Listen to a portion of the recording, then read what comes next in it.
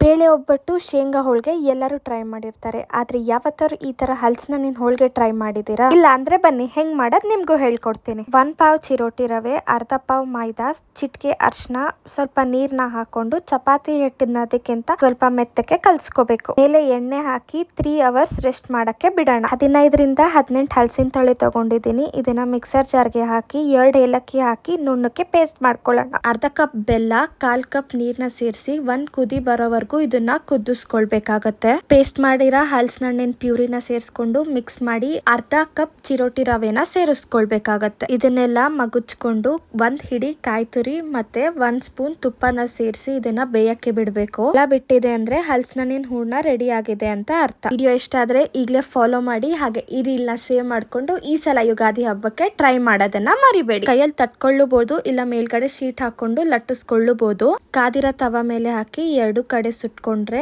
ನಮ್ ಬಿಸಿ ಬಿಸಿ ಹಲಸಿನ ಹಣ್ಣಿನ ಹೋಳಿಗೆ ಕೂಡ ರೆಡಿ ಆಗೋಗುತ್ತೆ.